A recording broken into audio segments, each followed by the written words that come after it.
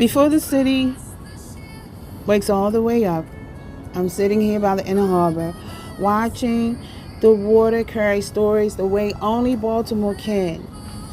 The breeze feels like memory, the sunlight feels like home, and this moment, this quiet moment, reminds me why I tell these stories in the first place. This is the Baltimore that raised some of me. The Baltimore that shaped me a little bit. The Baltimore that still whispers, tell them who we are. So today, from the heart of the harbor, with peace in my spirit and my city all around me, I'm ready to begin. Welcome back to Life, Love, and the Rest of It, the space where we slow down, breathe deep, and tell the truth about who we are, where we come from, and what shaped us along the way. I'm your host, Iris, and today we're going home, not just in memory, but in history, in truth, and lived experience. This episode is called The History of My Hometown, Baltimore. Because before we talk about life, before we talk about love, before we talk about the rest of it, we have to talk about the places that raised us, the streets that shaped us, the neighborhoods that held us, the city that taught us how to stand tall, how to survive, and how to keep our softness in a world that didn't always make room for it. I grew up in Baltimore City, not the postcard version, not the tourist version, but the real Baltimore, the Baltimore behind the headlines, the Baltimore that brown families built block by block, house by house, generation after generation. And today I want to take you with me through that history. Through my history, through the places I lived, the places that changed, and the places that no longer exist. So settle in, take a breath. Let's walk these streets together. The old ones, the new ones, and the ones that only live in memory now.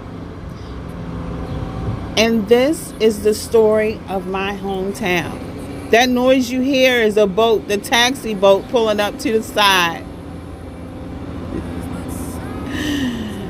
I was born in Bexley, Georgia, a small southern town with dirt roads, open land, and a slow way of life. But by the time I was about 5 years old, my mother brought us to Maryland, and Baltimore City became the place that shaped some of me. I lived in Baltimore until I was 12 years old, and those 12 years were enough to build some of my foundation. I was raised by my mother. That's the part I know for sure. She was the one who held everything together, the one who moved us from place to place, the one who made sure we had what we needed even when life was shifting under her feet. My father fought in the war. That's the other part I know. I don't know the full story. I was too young. And over the years, I was told different versions. Even now, he still reverts back to those memories, the things he saw, the things he lived through. But the truth is, I don't have the facts, and I won't speak on what I don't know. What I can say is that war changes people, and whatever he carried from that time stayed with him. My childhood, my real day-to-day life was shaped by my mother, by her strength, by her decisions, and by the city we moved through together. And we moved a lot. I grew up all over Baltimore. I remember Whitelock Street. I remember Drew Hill Apartments. I remember Quantico Avenue. I remember Woodburn Avenue. I remember living near the Alameda. I remember Woodland Avenue. And I remember Virginia Avenue. These weren't just addresses. They were chapters. Each one held a different version of me. Each one taught me something about survival, community, and what it meant to grow up brown in Baltimore City during the 1970s and early 80s. And each one of these streets has its own history, a history that shaped the families who lived there long before the city started tearing things down, rebuilding, or letting things fall apart. While my family was moving from street to street, Baltimore itself was moving too, shifting, changing, breaking, rebuilding, and trying to hold itself together. And even though I was a child, I could feel it. I don't have to be grown to sense. You don't have to be grown to sense when the city is going through something. You can feel it in the air, in the schools, in the neighborhoods, in the way adults talk when they think you're not listening. Baltimore in the 1970s and 80s was a city in transition, and not the gentle kind. This was a time when redlining had already done its damage.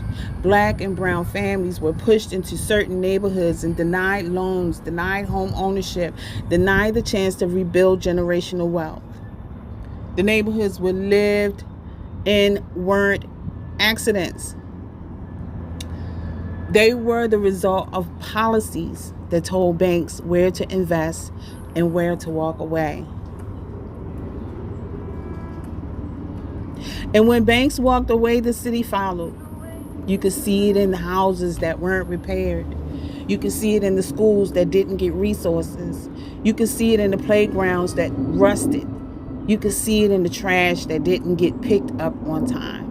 You could see it in the way some neighborhoods were allowed to fall apart while others were protected. Baltimore was also dealing with the early waves of drug epidemics. First heroin, then cocaine, and later crack. And in the 70s, heroin was already hitting neighborhoods like Park Heights, Penn North, and East Baltimore. Families were trying to hold on while the city struggled to respond. And even though I was young, I remember the feeling, the shift in energy, the way adults whispered, the way kids learned early what to avoid and who to stay away from.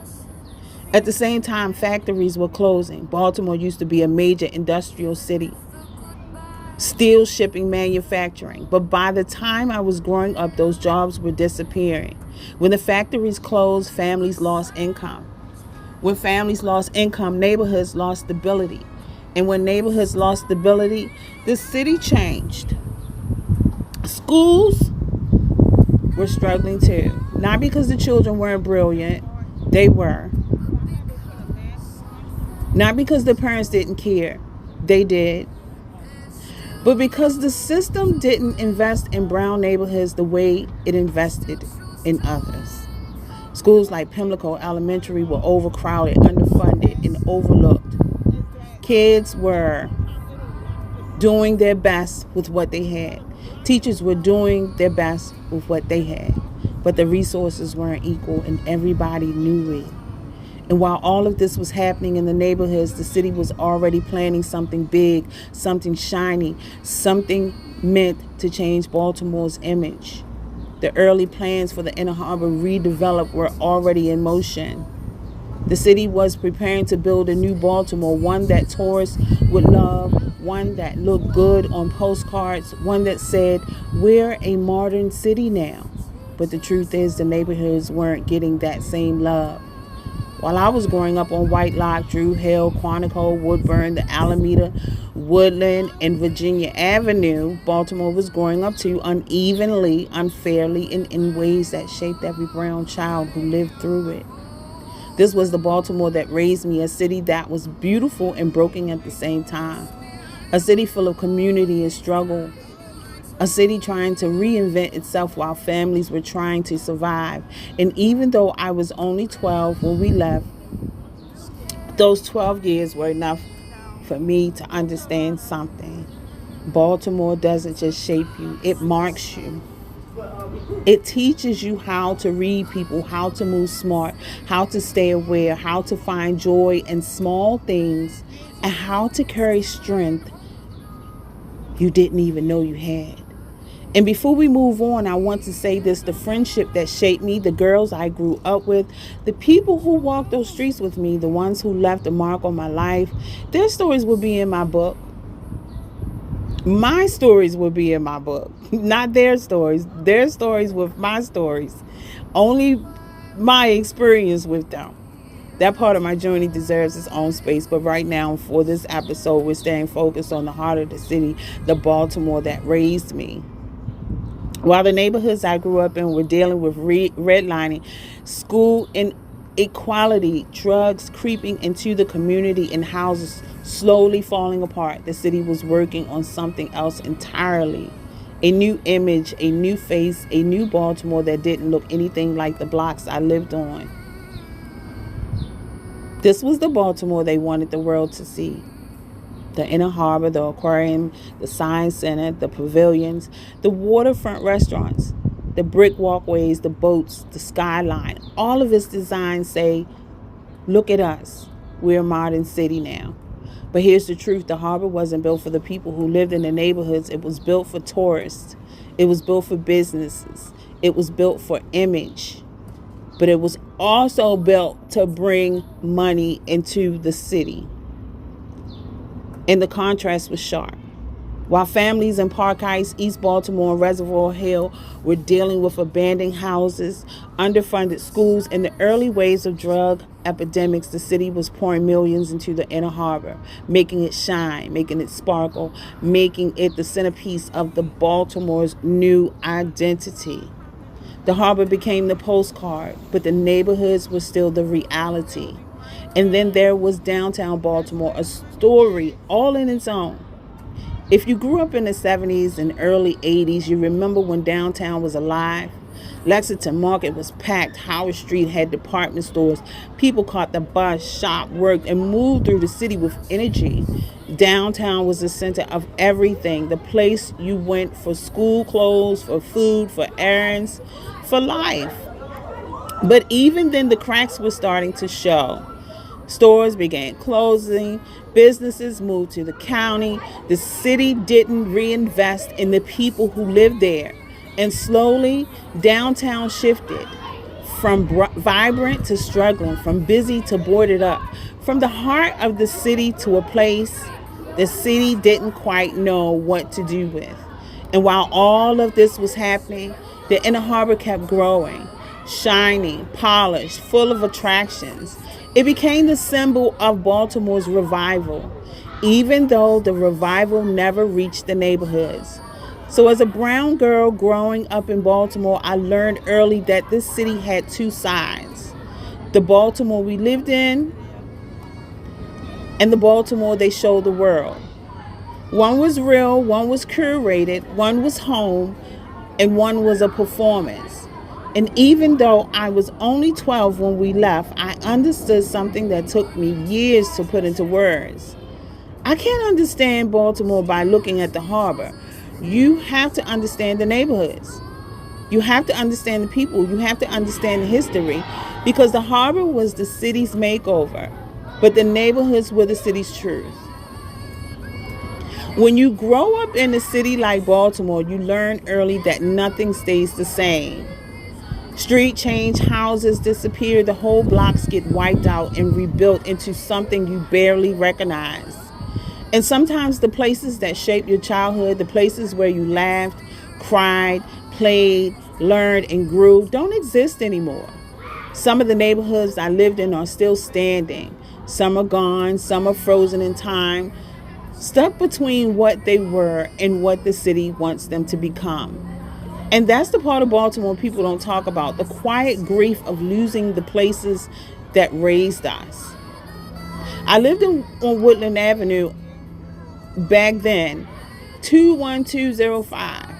It was a neighborhood full of families, brown families, working families, people trying to make it, kids running up and down the block, neighbors who knew each other, a community that felt alive. But the last time I saw Woodland Avenue around 2020, most of the houses were condemned, boarded up, falling apart, marked for demolition. A neighborhood that once held life and laughter now looked like the city had forgotten it.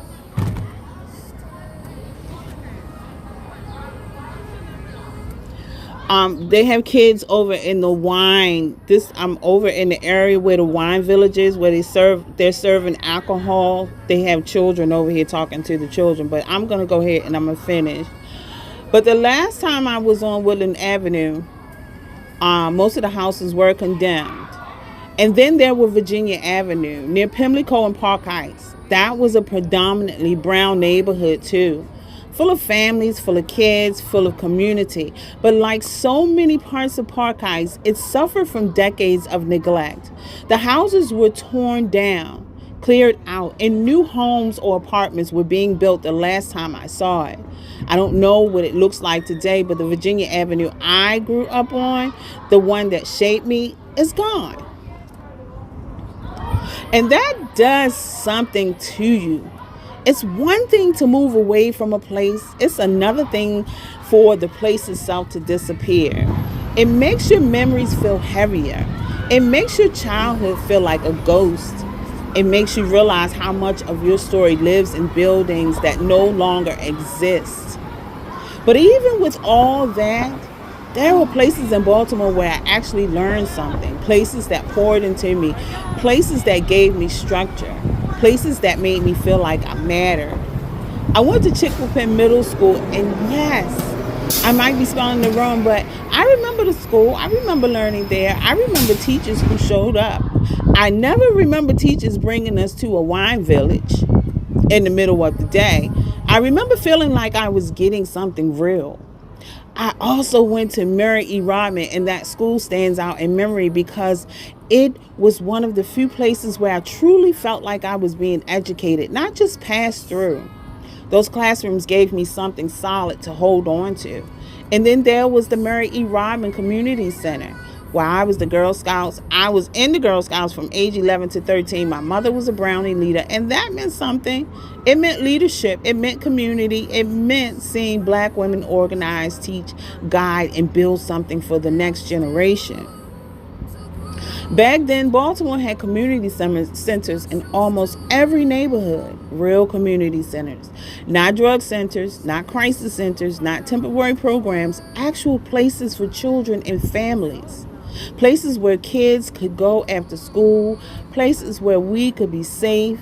Places where we could learn skills, make friends, and stay out of trouble. Places where the community felt alive. But today, it's different. Baltimore once operated over 70 recreation centers across the city. By the early 2010s, that number had dropped to around 35, cut nearly in half. Entire neighborhoods lost their centers. Some were closed That's a whole permanently. person. Some were right handed there. over to private groups. Some were simply abandoned. At the same time, the number of drug treatment and recovery centers increased because the city was responding to addiction, overdose, and crisis. Those centers serve a purpose, but they don't replace what children lost. The balance shifted, and the neighborhoods felt it. Where there used to be a rec center on almost every side of town, now there are more recovery centers than youth centers, more crisis services than children's programs, more places to treat trauma than places to prevent it.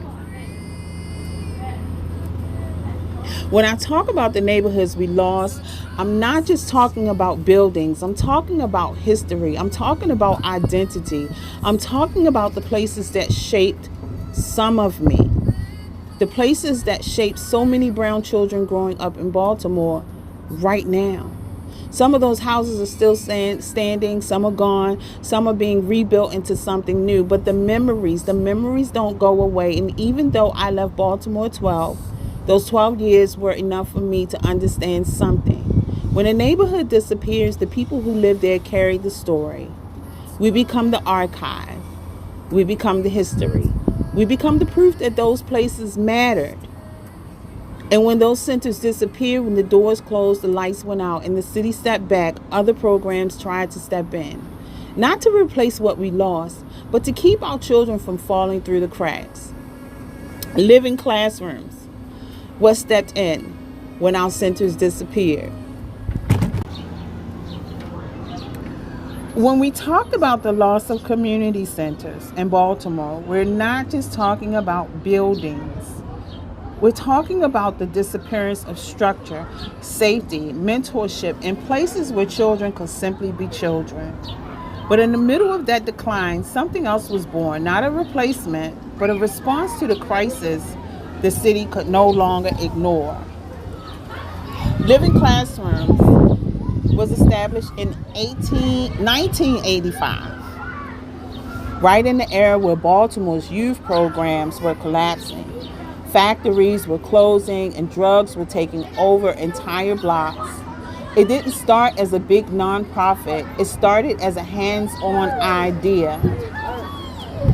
Use the city, use, use the city itself as a classroom, the harbor, the neighborhoods, the history, the environment, and give young people real skills, real exposure, and real opportunities.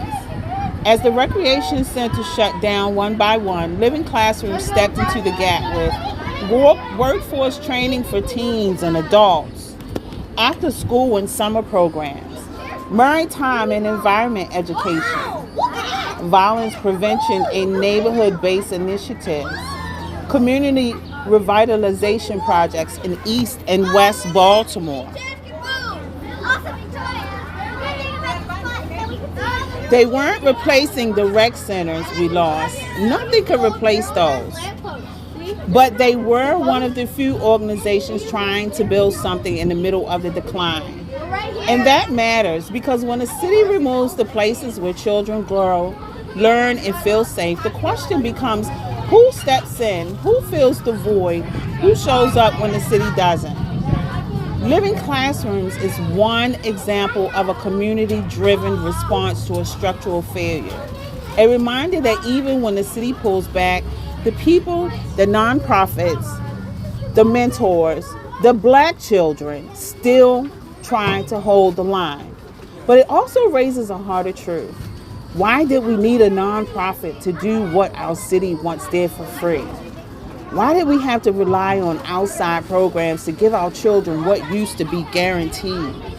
This is the cost of losing community centers. Not just the empty buildings, but the shift from the public responsibility to private patchwork. And Baltimore's children have been paying the price since 1980s. And then there were the places that didn't serve the whole neighborhood, but still held the neighborhood together in their own way. The Ronald McDonald House on Asquith. The Ronald McDonald House on Asquith wasn't a rec center. It wasn't a youth program. It was something else, a place built around care, stability, and family when everything else in the city felt unstable.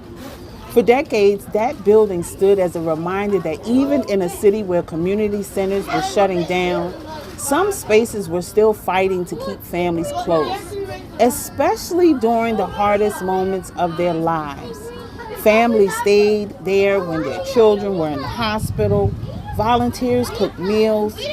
People from every part of Baltimore, East, West, County, City, crossed paths in that building because illness doesn't care about zip codes. And for the neighborhoods around it, the Ronald McDonald House was one of the few places that still felt alive. Lights on, people coming and going, a sense of purpose. It wasn't a replacement that the rec centers we lost. Nothing could replace those, but it was one of the last standing symbols of what community support could look like when the city's own structures were falling apart. It showed us that even when the city steps back, compassion doesn't disappear. Sometimes it just moves into different kind of building, and then there were the places that didn't serve the whole neighborhood, but still held the neighborhood together in their own way. Even as the city shut down in the very spaces children once depended on, this building stayed open, not to replace what we lost, but to remind us that care still existed somewhere in the city. It eventually moved to a new, larger location on Green Street in 2019, but for decades, that Asquith building stood as a quiet anchor in a neighborhood that was losing too much, too fast. It showed us that even when the city steps back, compassion doesn't disappear. It just finds a different doorway to walk through. There's something else that happens when community centers disappear. Something quieter, but just as damaging. Children start watching their parents fight to build a life with almost no support behind them. They see their mothers and fathers working hard, trying to stay clean, trying to go back to school, trying to keep home together, trying to break cycles they never asked to be born into. And instead of being celebrated for that, some of them get punished for it. Because in neighborhoods where struggle becomes normal, any sign of progress gets twisted into arrogance. People say, "You think you're better than us. You forgot where you came from. You need to humble yourself." And the children hear that. They hear the whispers. They see the looks. They watch their parents shrink themselves so other people don't feel uncomfortable. What does that teach a child? It teaches them that working hard can make you a target, that being clean and sober can isolate you, that trying to rise can get you pushed back down, that success has a price in communities where pain has become the baseline. And that's the part nobody talks about. When society doesn't give families the resources they need, when the rec centers close, when the support systems disappear, when the pressure shifts onto the people who are trying to do right, they're expected to carry themselves, their children, and sometimes the whole block while almost making sure nobody feels less than in the process. But the truth is simple. A parent trying to do better is not an insult. It's an example. It's a lifeline. It's a blueprint for the next generation. Children deserve to see their parents rise without being told to dim their light. They deserve to learn their growth and not betrayal. And they deserve communities that celebrate progress instead of punishing it. And here's the part that people forget when they judge families who are trying to rise. We are not perfect. We never claim to be. We're just trying to work, trying to stay clean, trying to go to school, trying to raise our children with more stability than we had, trying to break habits we didn't learn in a classroom. We learned them in survival. But in some neighborhoods, the moment you try to do better, people act like you're doing something wrong, like your growth is an insult, like your progress is a threat. And the children see that too. They see their parents fighting for a better life while being told to stay humble, which really means don't rise too far because it makes other people uncomfortable. But here's the truth. Trying to be better does not mean you think you are better.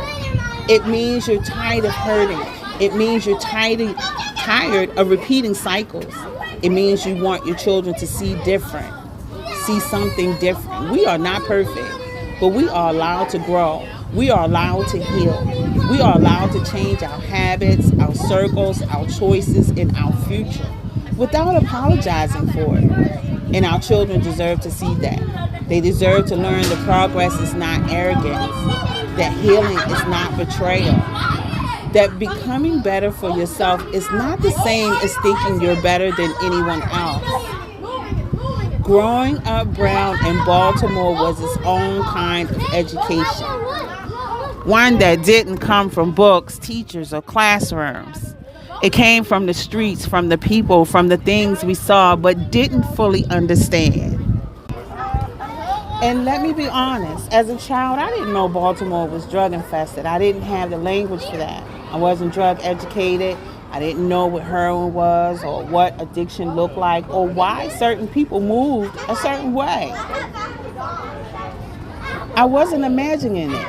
Baltimore in the late 80s and 90s was hit with multiple overlapping drug epidemics.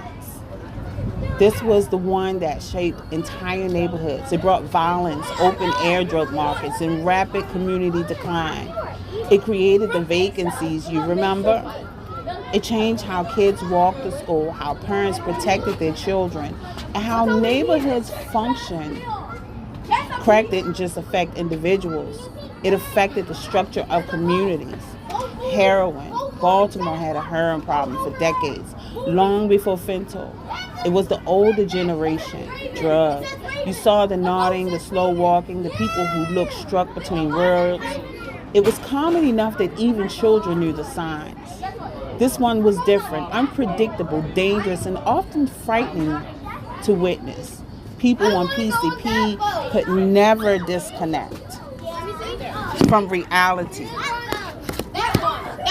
It was known for making people act erratically or aggressively. Kids learn early, stay away from anyone who looks gone. Acid pills, LSD. This wasn't as common in Baltimore neighborhoods as crack or heroin. But it was around, usually tied to parties, older teens, or people experimenting. You heard about it, you saw people try it, but it wasn't the street drug that tore communities apart the way crack did. I grew up in a time when you didn't just hear about drugs, you saw them or you saw people on them. Crack, heroin, angel dust, acid pills, they were right there. Kids my age were being offered things they didn't even understand yet. But I watched what those drugs did to people. I watched what they did to families. And I made a decision early. I wasn't going to be another story the streets could claim. But I knew something was wrong. I knew when I saw people nodding off. I knew when I saw people standing on corners all day. I knew when I saw men in wheelchairs because they had been shot. I knew when somebody got killed because somebody was always getting killed. But as kids, we didn't process it the way adults do. We didn't sit around thinking, the city is dangerous. We just lived our lives. We still stood on the corners waiting for the Asians to fry our wings and fries, what we call the chicken box. We still walked through the neighborhoods to visit friends and family. We still played outside. We still laughed. We still found joy in the middle of chaos. We weren't worried about being shot or killed, not because it wasn't happening. It was. But because children don't carry danger the way adults do. We saw things, but we didn't understand them. We heard things, but we didn't absorb them. We lived in it, but we didn't have the words for it. And that's the part people forget. Children normalize whatever world they're born into. So even though violence was happening around us, we still felt free. We still felt safe in our own way. We still felt like the neighborhood belonged to us. But looking back as an adult, I can see the truth. The same things happening then are still happening now. The same cycles, the same struggles, the same pain, the same survival. We just didn't pay attention to it the way we do now. Growing up brown in Baltimore meant learning how to read people early. It meant knowing when to speak and when to stay quiet. It meant understanding the unspoken rules of the block.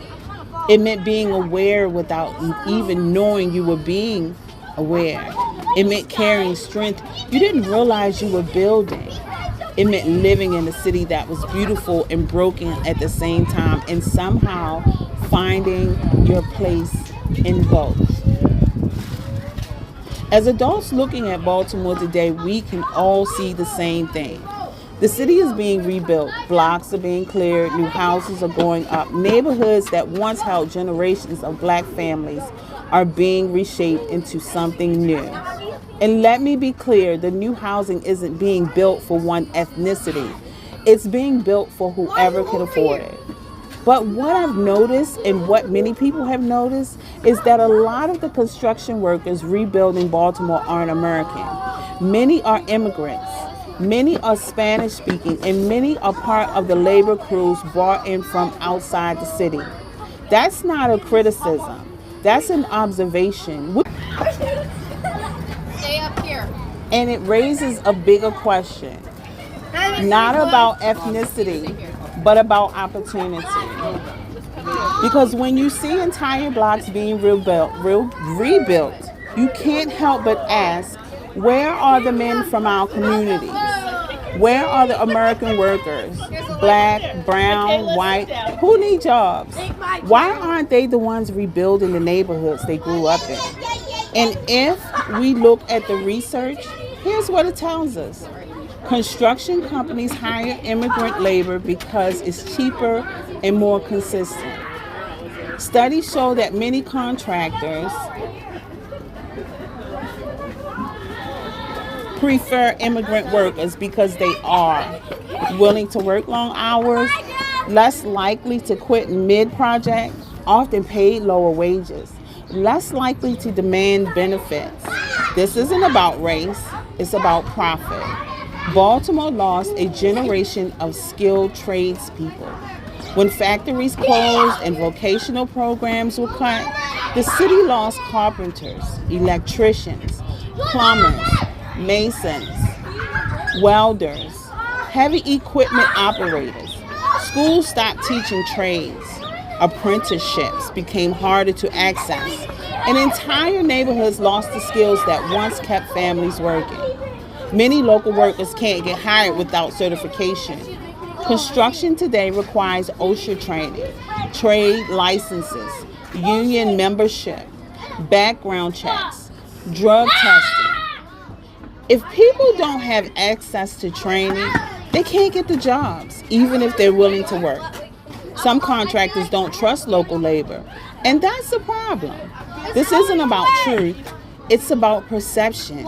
Some companies believe local workers won't show up. They won't stay long. They're not trained. They're not dependable. Whether that's fair or not, it affects hiring. Government contracts often go to large companies, not local ones. And those companies bring their own crews. They don't hire from the neighborhood. They don't train local workers. They don't invest in the community. So the question becomes, if the city is being rebuilt, why aren't the people who live here rebuilding it? And that leads to the deeper questions Baltimore residents deserve to ask, openly, honestly, and without being labeled as offensive. Community questions that need answers. Are local workers being overlooked because they lack training or because companies don't want to invest in them? Has the government lost trust in American workers?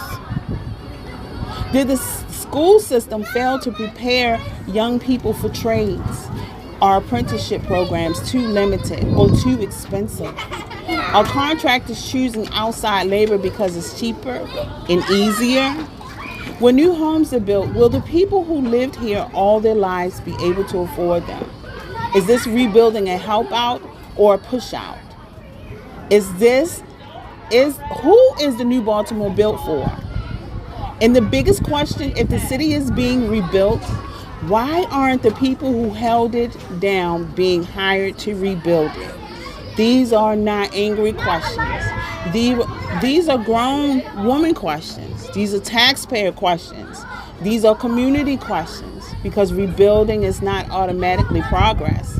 Rebuilding is only progress when the people who lived through the hard years, the people who survived the decline, are allowed to stay, to work, and to benefit from the change. And that's the heart of it. Is Baltimore being rebuilt for the people who lived it, or for the people who never knew it? As adults looking at Baltimore today, we can all see the same thing. The city is being rebuilt. Blocks are being cleared. New houses are going up. Neighborhoods that once held generations of black families are being reshaped into something new. And let me be clear, the new housing isn't being built for one ethnicity. It's being built for whoever can afford it. But what many of us have noticed is that a lot of the construction workers rebuilding Baltimore aren't American. Many are immigrants. Many are Spanish speaking, and many are part of labor crews brought in from outside the city. That's not a criticism. That's an observation, and it raises a bigger question, not about ethnicity, but about opportunity. Because when you see entire blocks being rebuilt, you can't help but ask, where are the men from our communities? Where are the American workers, black, brown, white, who need jobs?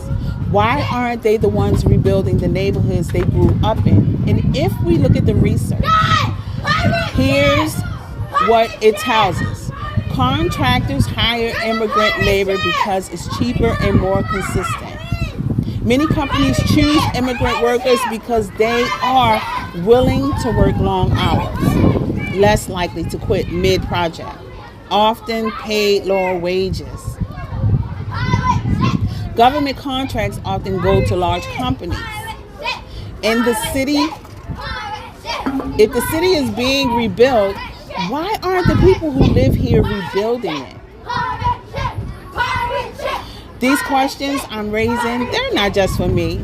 They're not just for you. They're for all of us. Because one person asking a question sounds like a complaint.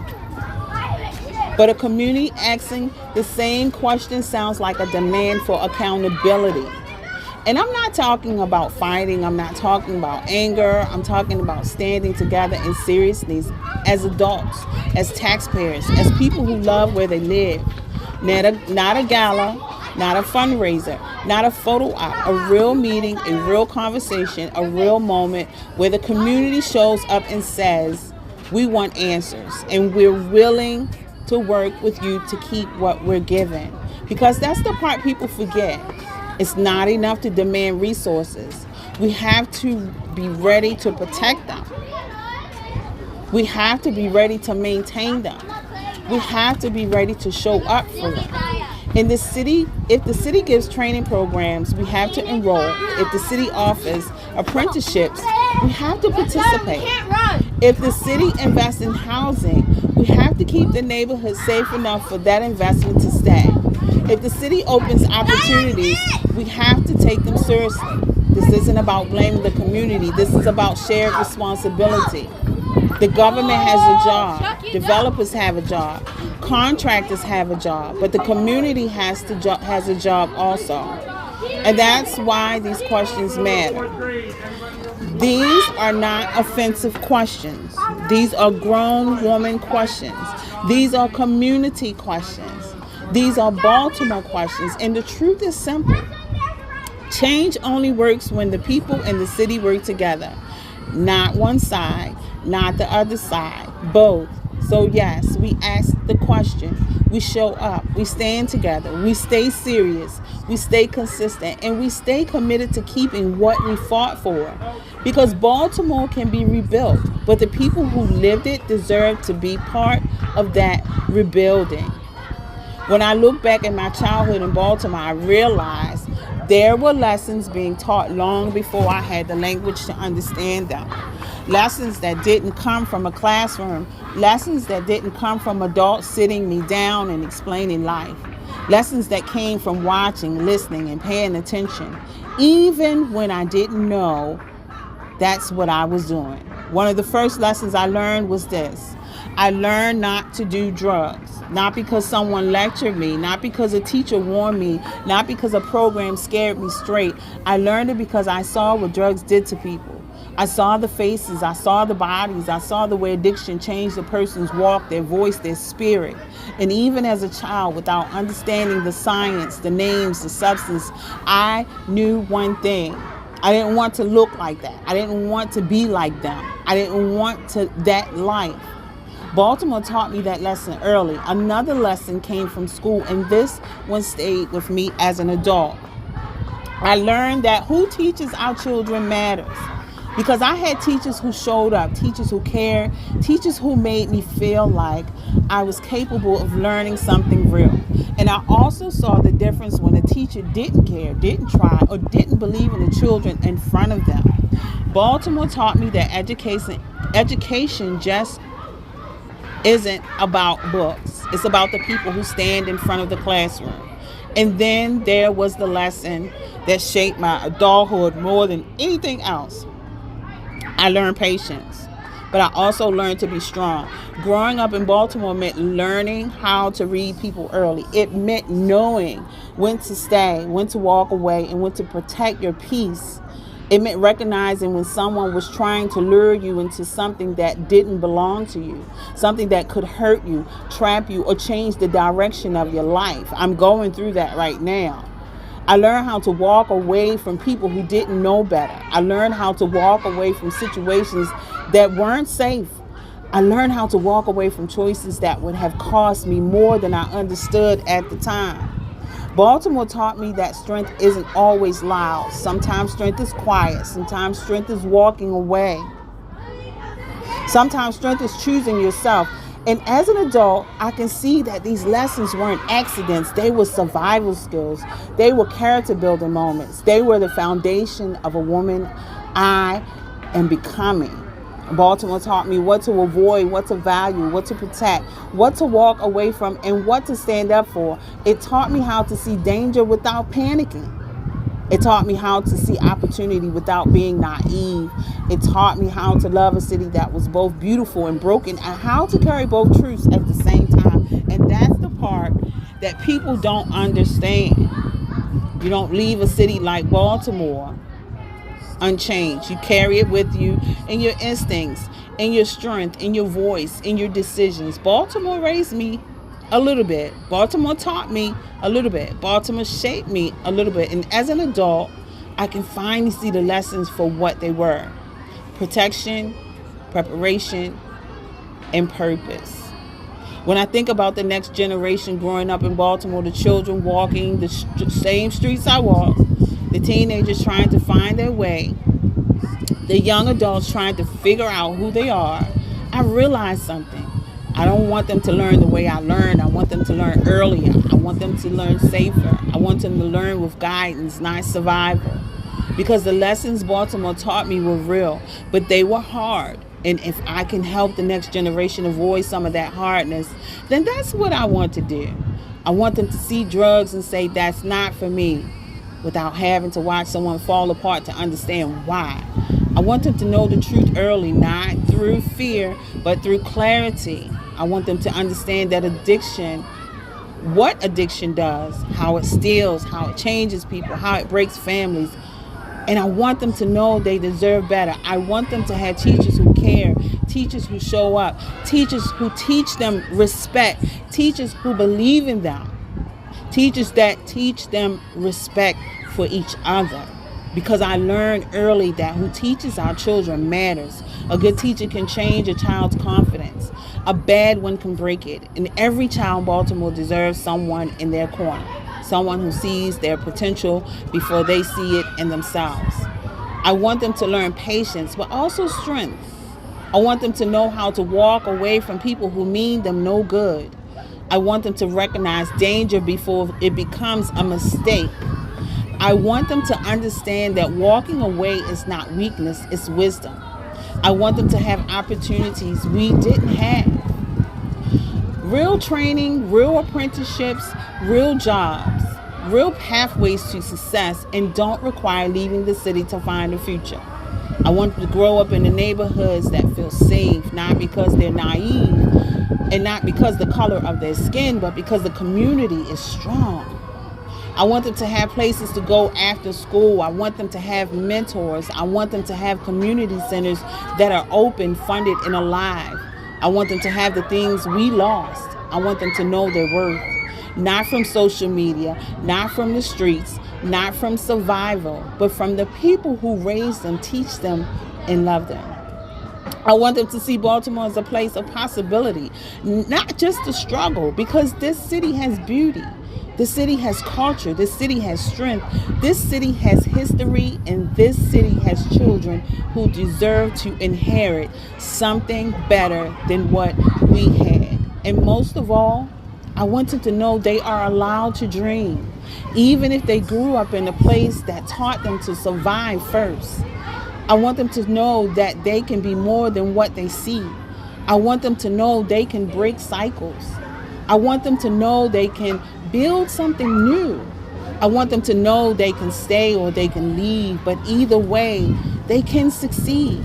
Because the next generation deserves a Baltimore that doesn't just rebuild buildings, but rebuilds opportunity, rebuilds safety, rebuilds community, rebuilds hope. And if we're going to ask the city to do its part, then we have to do ours too by guiding, protecting, teaching, and loving children who are coming up behind us. They deserve better, they deserve more, and they deserve a future that doesn't look like our past. Before I move on, I need to pause here because this part matters more than people realize. When I was growing up in Baltimore, community centers were everywhere. They were the heartbeat of the neighborhood. They were where children went after school, where families gathered, where leadership was built, where safety lived. But over the years, something happened that changed the entire structure of our communities.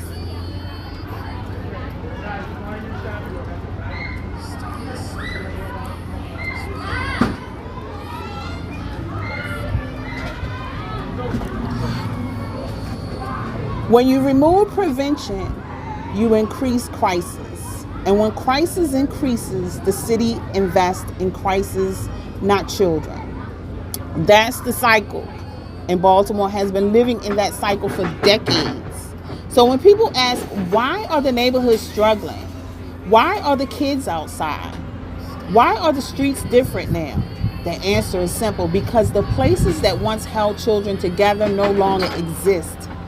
We didn't just lose buildings, we lost structure, guidance, mentorship, safety, and community. And the children growing up today are paying the price for decisions made years ago. This is why the conversation about rebuilding Baltimore matters. This is why the questions matter. This is why the next generation matters. Because if we want safer neighborhoods, stronger families, and better outcomes, we have to rebuild more than houses. We have to rebuild the places that raise children. Where to go when you come to Baltimore. If you're coming to Baltimore, whether you're from here, new here, or just passing through, I want you to see the parts of the city that hold beauty, creativity, and community. The places where brown people gather, create, perform, and pour into each other, but where everyone is welcome to sit, listen, and enjoy. Performing arts and live plays. Baltimore has a theater scene that surprises people. It's intimate, it's soulful, and it's rooted in real community. Arena Plays, Upton, one of the oldest continuously operating black theaters in the country. If you want to feel the heartbeat of black artistry, this is where to go. Everyman Theater, downtown. Professional, polished, emotional storytelling. You walk out feeling like you lived the play, not just watched it. Baltimore Center Stage, Mount Vernon, Maryland State Theater, bold productions, new voices and stories that challenge and inspire. Spotlighters Theater, Mount Vernon, small, intimate, in the round, perfect for people who love being close to art. Theater Project, Station North, experimental, dance, spoken word, and boundary pushing performances. These are the places where Baltimore's creativity lives on stage, not just in history books. Museums and cultural spaces. Baltimore museums tell stories, some heavy, some joyful, all necessary. Reginald F. Lewis Museum, Maryland's African American history, art, and culture, a must visit for anyone who wants to understand the city beyond the headlines. The Walters Art Museum, free, historic, and surprisingly peaceful, a place to slow down and breathe. The Baltimore Museum of Arts, home to the world's largest Matisse collection, but also home to black contemporary artists who deserve the spotlight. Great Blacks in Wax Museum. Everybody know about that place. East Baltimore, a uniquely Baltimore experience, powerful, emotional, unforgettable. Creative Alliance, art performances, workshops, community events, a cultural hub. Baltimore has a quiet but powerful literary scene, especially for black authors and readers. Everyone's Place African Cultural Center, books, culture, wellness, community, a staple for decades. The Ivy Bookshop, author talks, poetry nights, and beautifully curated selections. Greedy Reads, Remington and Fells Point, modern, cozy, and always hosting readings and community events. Urban Reads, bookstores, East Baltimore, black-owned, community-centered, and full of books that speak to our experiences. Tea shops and soft spaces, because sometimes you just want a warm cup, a quiet corner, and a place that feels safe. T-Volve Cafe, Harbor East, black-owned, artsy, and known for open mics, brunch, and community energy. Ceremony Coffee, Mount Vernon and Harbor Point, minimalist, calm, and perfect for reading or writing. Dovecote Cafe, Reservoir Hill, black-owned, community-rooted, and full of love, a space built intentionally for black joy and connection. Couples Tea House, downtown, black-owned, elegant, and centered on wellness and culture.